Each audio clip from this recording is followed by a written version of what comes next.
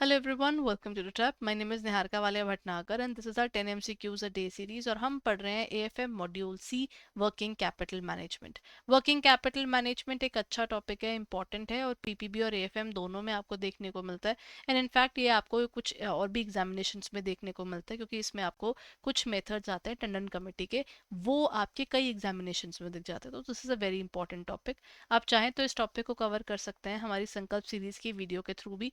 मैंने उसमें इसका कंटेंट पढ़ा है, मैंने थ्योरेटिकली से कवर किया हुआ है। और आज हम जो कर रहे हैं, we'll be talking about the portion of we'll be covering the specific area of exclusively the MCQs of the same. So let's begin with the session everyone. अच्छा, before I proceed further everyone, I hope आपको पता है हमारा इस समय चल रहा है sale. And if you don't know about it, आपको मिल जाएगा 81% off on our JIB courses. 81% off आपको यूज़ क्या करना है, you have to use the code Diwali 81। और याद रखिएगा, this is valid from 18th of October to 21st of October only. So please go ahead and check it out on our website edutap.in। वहाँ से आप इसको परचेज कर सकते हैं और जल्दी से कर लीजिए because the offer is ending, right? So let's begin with the session everyone.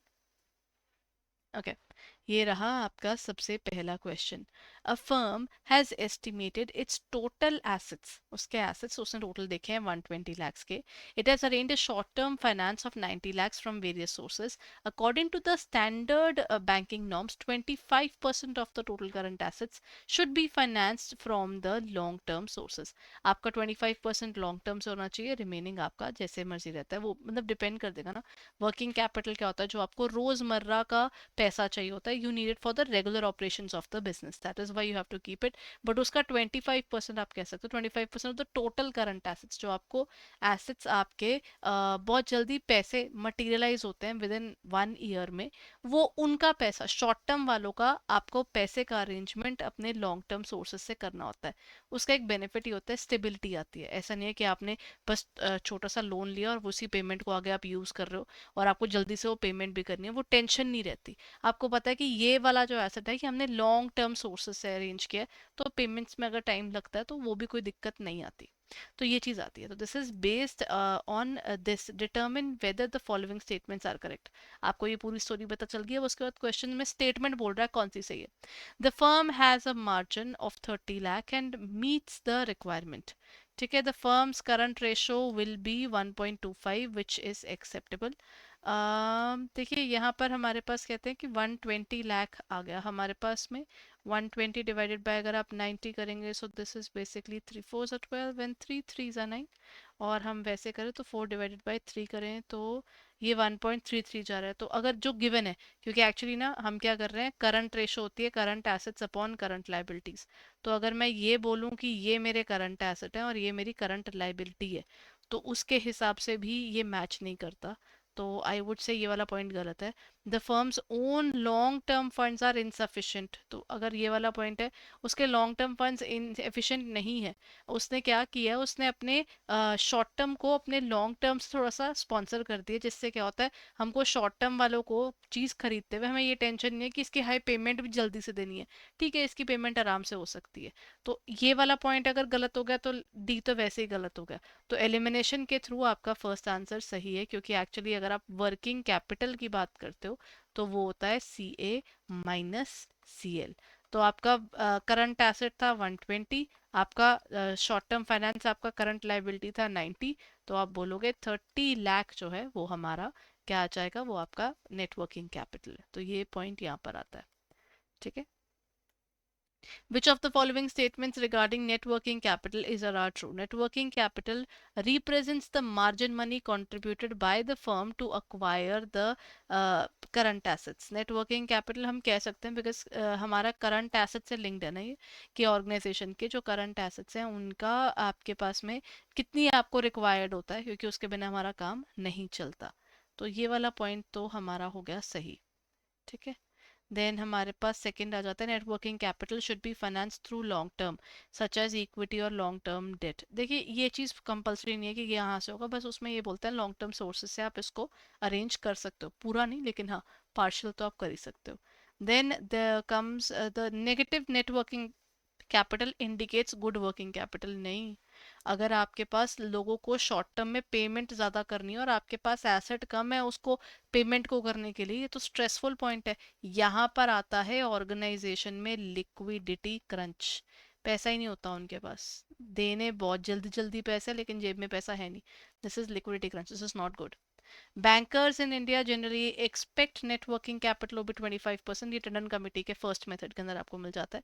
This is also correct. ये आपके आ गए 3 करेक्ट हैं, तो I think I would say 1, 2 and 4 are correct. तो उसके हिसाब से बी आपका सही हो गया। ठीक है। Then consider the following statements which about accruals as a source of finance. Accruals क्या होता है? अभी हमने पैसे रिसीव करने हैं ना, तो हमें पैसे आए नहीं होते लेकिन फ्यूचर में मिलेंगे, उसको बोलते हैं accrual. Accrual represent obligations already incurred but not yet paid. तो अगर हमारे पास पैसे आ रहे होते हैं तो वो भी आपके यहीं पर दिखते हैं, अगर हमने किसी को देने हैं तो वो भी आपके पेंडिंग है ना, तो वो भी यहीं आएंगे। accruals appear under current liabilities in the balance sheet। अगर आपको देखिए सोर्स ऑफ फाइनेंस है, मतलब मैंने किसी से पेंडिंग में उधार पर पैसा लिया और मैंने उसको वापस करना है, ठीक है। अगर वैसे दिया हो तो आप इसके एसेट भी मान सकते हो, कई बार आप किसी और को पैसे दे देते हो तो यहाँ पर first point is accruals represent obligations already incurred but not yet paid. हमने पेंडिंग है, अभी ये मनी हमने देना है। Accruals appear under current liabilities in the balance sheet, ये भी आपके पास पॉइंट सही है कि शॉर्ट टर्म वाला अमाउंट होता है ये। Then comes the next is the amount of accruals depend on the firm's activity and industry। जितना हमारी ऑर्गेनाइजेशन का काम चलता है उस हिसाब से हम करते हैं, तो this is also correct. Management can significantly alter the accrual level at its own description, नहीं नहीं, ऐसा कुछ नहीं होता कि वो अपने हिसाब से उसकी वैल्यूज चेंज करता रहेगा। ये डिपेंड करता है ना कि आप कितना उधार ले सकते हो, और ये उधार डिपेंड करेगा आपका मार्केट में नाम भी है कि नहीं है। क्योंकि अगर ऑर्गेनाइजेशन का मार्केट में पॉजिटिव नाम है फिर उसको कोई भी लोन दे देगा शॉर्ट टर्म पर, वरना कोई देता नहीं। तो उसके हिसाब से ए आ जाएगा 1, 2 एंड 3। ठीक है, answer is A. The total requirement of the current assets for a firm are estimated at ₹50 lakh। The firm has arranged short-term finance from various sources of 40 lakh. What is the current ratio and net working capital? Now we are looking at, पहले net working capital निकाल ले। Question number को दिया हुआ है current asset और current liability, तो मैं काम करती हूँ सी ए में से सी एल माइनस कर देती हूँ, यानी 50 में से अगर मैं 40 माइनस करूँ तो मेरे पास नेट वर्किंग कैपिटल आती है 10 लाख की, है ना। तो मेरे पास में ये आ रही है 10 लाख की अमाउंट, तो ये तो हो गया फर्स्ट थिंग। मेरे को यहाँ पर दो जगह दिख रहा है, तो मतलब ये तो एलिमिनेट कर दिया, प्लस नहीं करते, इसको माइनस करते हैं। और अगर मुझे बोल रहा है करंट रेशो भी निकाल कर दो, तो सी ए डिवाइडेड बाय सी एल करते हैं।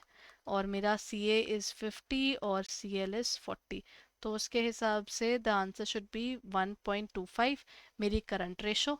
और एक्चुअली ना इसको लिखते हम ऐसे हैं 1.25 इज टू 1, और या फिर 10 लाख। ठीक है, तो ये आएगा इसका आंसर। वो दोनों अलग अलग आंसर्स हैं, ध्यान रखिएगा उसका।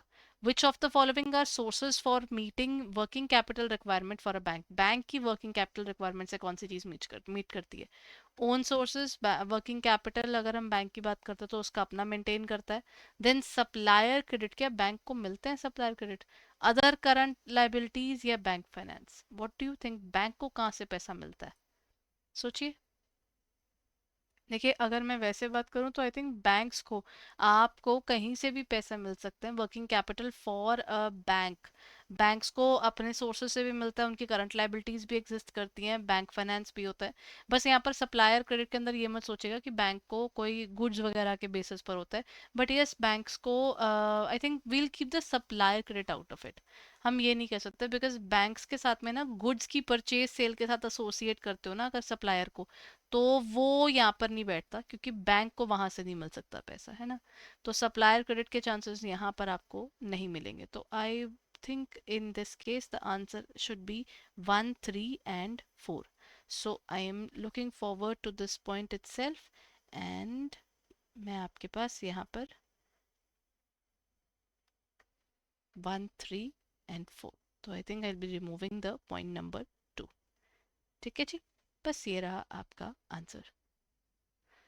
The answer is actually see. ठीक है।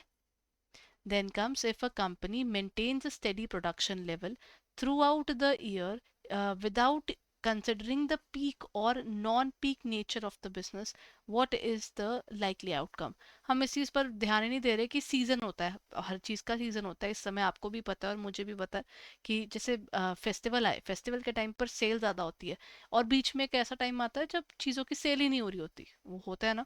जैसे अगर हम हिंदुओं की बात करें तो वो श्राद्ध के टाइम पर कुछ ज़्यादा परचेज नहीं करते हैं, अच्छी चीज़ें नहीं शुरू करते हैं। तो अब वहां पर अगर आप पीक सीजन में और नॉन पीक सीजन में इस दोनों टाइम पर सेम चीजें और स्टॉक और सारा पैसा वैसे रख रहे हो, तो बीच में एक टाइम आएगा जब चीज आइडल पड़ी और एक टाइम पर पूरा प्रेशर होगा, विच इज एक्चुअली रॉन्ग।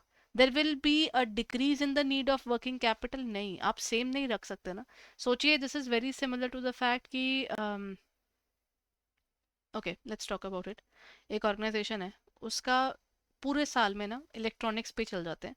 आपको पता है मोस्टली धनतेरस दिवाली के आसपास इनकी सेल सबसे ज़्यादा होती है। पूरे साल का पैसा ना ये इलेक्ट्रॉनिक्स वाले जितने भी हैं ये सारे यहाँ से निकाल लेते हैं दिवाली के टाइम पर। बीच में एक ऐसा टाइम आता है जब उनका बिजनेस बिल्कुल ही ठंडा होता है, राइट। तो how do we get it, तो उनको इस टाइम पर रिक्वायरमेंट ज़्यादा है कि पूरे साल स्टेडी स्टेडी चलते रहें, उसका मतलब ही नहीं बनता। Then there will be accumulation of inventories in the off-peak season, regular requiring a large working capital limit. I think this is one particular thing. यहाँ पर क्या होगा, ऑफ पीक सीजन में आप ज़्यादा ही इकट्ठा कर दोगे अपना इन्वेंट्री, और लार्ज इन्वेंट्री चाहिए आपको, वर्किंग कैपिटल ज़्यादा चाहिए जिस समय पीक सीजन होगा। तो this is correct. There will be a surplus for cash flow, नहीं कभी कोई कैश फ्लो नहीं होगा वहाँ पर। There will be a reduction in the working capital requirements, नहीं। एक्चुअली ना ये पार्शली सही है कि there will be a surplus of cash flow during the off peak season. नहीं, सरप्लस ऑफ कैश फ्लो नहीं हो सकता ना। अगर हम अपना वर्किंग कैपिटल मेंटेन कर रहे हैं तो यहाँ पर गड़बड़ क्या होती है, ये भी गलत है। क्योंकि कैश फ्लो की में नहीं आ रहा होता ना आपके पास। आप मेरे को एक बात बताओ, जैसे टाइम सेल ही नहीं हो रही है, इन्वेंट्री ज़्यादा पड़ी होगी क्योंकि सेल नहीं हो रही ना, उस टाइम हमने ही पंगे ले लिए कि हम तो सेम चीज़ मेंटेन करेंगे पूरे साल। It's very similar to the fact, मैं आपको बोलती हूँ कि मैं पूरे साल सेम ही कपड़े पहनूंगी, जबकि हम ऐसे कंट्री में रहते हैं जहाँ पर आपको सर्दी भी देखने को मिलती है, फिर आपको गर्मी भी देखने को मिलती है एक्सट्रीम, और उसके साथ साथ you have spring season, autumn season, everything is happening. So we wear clothes as per the particular season. So why are we not considering the seasons when it comes to maintaining the working capital? जब आपको requirement ज़्यादा है तब आप inventory भी ज़्यादा बढ़ाओगे, supplier से उधारी पर भी लोगे, सब कुछ करोगे। लेकिन जब वो टाइम जा चुका है फिर मतलब नहीं बनता। Then you should release all those funding and you should focus upon your requirements, basic वाली तक आ जाए। ठीक है, the answer is B. As per the regulations governing commercial papers and non-convertible debentures, who is allowed to invest in these financial instruments? ये बड़े लोगों के लिए। Only entities related to the issuer are related to invest. Both residents and non-residents are there. Only non-residents can do, or only residents are eligible to invest. Basically इसमें ना कोई भी invest कर सकता है, बट हाँ इनके लिए ना मतलब देखना पड़ता है, ये मार्केट के अंदर जो इशूअर होते हैं ना वो सारे नहीं हो सकते। मतलब लोग इनमें इन्वेस्ट करते हैं आज के टाइम पर बहुत से लोग, बट हाँ इनको इशू करने वाले मनी मार्केट के मेजर प्लेयर्स ही हो सकते हैं। कोई छोटे मोटे लोग किसी भी टाइम पर कमर्शियल पेपर या नॉन कन्वर्टेबल डिवेंचर्स इशू नहीं कर सकते। They should have a strong financial backing. ठीक है, ऐसे कुछ स्पेसिफिक वो भी हैं, पॉइंटर्स भी हैं, वो आपको हमारी बुक में भी इसमें डिटेल में दिए हुए हैं, स्पेसिफिकली कमर्शियल पेपर्स के ऊपर तो डिटेल में है। ठीक है। Then, which of the following financial ratio is required used to evaluate a company's effectiveness in managing its working capital? Working capital manage करने के लिए अभी हम पीछे पढ़ कर आए हैं। मैंने आपको बताया था ना, current ratio is equal to C A upon C L. क्योंकि वर्किंग कैपिटल यही तो यूज करता है, C A minus C L दोनों एलिमेंट्स यूज करता है ना, तो उसके हिसाब से आंसर आएगा आपका डी, करंट रेशो। तो ये डेट इक्विटी रेशो एक लॉन्ग टर्म सॉल्वेंसी रेशो है। इन्वेंट्री टर्नओवर रेशो एक आपकी टर्नओवर रेशो है, इसको एक्टिविटी रेशो बोलते हैं। और जो लिक्विड रेशो है ये लिक्विडिटी की ही रेशो है, लेकिन आप फाइनेंशियल रेशोज में वर्किंग कैपिटल के लिए इसका इस्तेमाल नहीं करते हो। तो इसमें आंसर होगा करंट रेशो। क्योंकि एक्चुअली क्विक रेशो ना इन्वेंट्री को बाहर रखता है, इन्वेंट्री को इंक्लूड नहीं करता अपने उसमें ना, प्रीपेड एक्सपेंसो करता है। तो वो मेजर एलिमेंट्स छोड़ रहा है, तो इसका आंसर हमारा मैच नहीं करता, हमारे लिए बेनिफिशियल नहीं होता। The answer is actually D. ठीक है, चलिए अब चलें आगे। Question number 9. Factoring in case of management of fund involves, factoring क्या इन्वॉल्व करता है? Providing short term loan, providing a long term loan, और फाइनेंसिंग ऑफ एक्सपोर्ट रिसीवेबल्स और management of receivables of borrower. देखिए कई बार ना ऑर्गेनाइजेशंस ऐसी situation में फंस जाते हैं कि वो ना अपने जिन लोगों से उन्होंने पैसे लिए होते हैं ना, वो मैनेज नहीं कर पा रहे होते। तो वो कहते हैं कि कोई हमारे लिए किसी से, हमें जिनसे पैसा कलेक्ट करना है, कोई कलेक्ट करके दे देना तो हमको बहुत आसानी हो जाएगी। तो वो क्या करते हैं, वो किसी और को बोल देते हैं, you take care of the collection of the funds. That is what we talk about in terms of factoring. तो वो मैनेजमेंट है किस चीज की? वो रिसीवेबल्स की मैनेजमेंट करते हैं। तो इन this case the correct answer is actually D. ठीक है। Now, dash is a financial metric that represents the difference between the company's current assets and the current liabilities. देखिए याद रखिएगा, अगर सिर्फ करंट एसेट्स पूछा जाए तो हम उसको बोलते हैं ग्रॉस वर्किंग कैपिटल, क्योंकि सिर्फ टोटल की है। और नेट वर्किंग कैपिटल यानी जिसमें हम लोग क्या करते हैं, हम लोग सी ए में से सी एल कर देते हैं minus. So that is how we define net working capital. ठीक है। ट्रेड क्रेडिट होते हैं जब आप अपने बिजनेस के अंदर लोगों से उधार पर सप्लाई ले सकते हो और बाद में उनको गुड्स के लिए पैसे दे सकते हो। तो यहाँ पर correct answer is net working capital. The answer here would be B. ठीक है। So that's it for the day everyone. I hope your preparation is going well, and if it's not, अगर आपको लगता है कि आप हमारे कोर्सेज लेना चाहते हैं तो ये रहा आपके पास में हमारा JIB 2025 का, आप परचेज कर सकते हैं courses at the price of 81% discount आपको उस पर मिल रहा है। ठीक है। तो दिवाली 81 आप कोड यूज़ कर सकते हैं एंड यू हमारे कोर्सेज परचेज कर सकते हैं। आपको जाना कहाँ होगा? आपको जाना होगा हमारी वेबसाइट के ऊपर, that is edutap.in. So let's go on to the website first. देखिए ये रही हमारी वेबसाइट, और हमारी वेबसाइट पे जाकर आप परचेज कर सकते हैं हमारे कोर्सेज edutap.in पर, और आपको मिल जाएंगे हमारे बैंकर्स कैप्सूल कोर्स, और साथ ही साथ हमारे सुपर क्रैश कोर्स जो कि एक लाइव कोर्स है, capsule course complete recorded course है, और मास्टर कोर्स जो कि आपका कंप्लीट रिकॉर्डेड है लेकिन डिटेल्ड कोर्स है। और इसकी रिवीजन के लिए हम लोग आपको just before the examination live classes भी प्रोवाइड करवाते हैं। हर एक के अंदर आपको PYQs मिल रहे हैं, कॉन्सेप्चुअल नोट्स मिल रहे हैं, और साथ में फुल लेंथ मॉक टेस्ट मिल रहे हैं, और यूनिट वाइज भी मॉक टेस्ट मिल रहे हैं। सो आपकी प्रिपरेशन में if you feel any of these suits you, तो आप जल्दी से उसको परचेज कर सकते हैं। और अगर आप इंडिविजुअल सब्जेक्ट खरीदना चाहें तो आपके पास वो इंडिविजुअल सब्जेक्ट्स भी अवेलेबल हैं। So you can check it out on our website. ठीक है, edutap.in, और जल्दी से हमारे कोर्सेज परचेज कर सकते हैं। बस याद रखिएगा आपको कोड यूज़ करना है Diwali 81 and you can purchase our courses. So जल्दी से वेबसाइट पर जाइए और देख लीजिए आपके जो रिक्वायरमेंट के कोर्सेज हैं। Thank you so much everyone for being there. Bye bye and take care.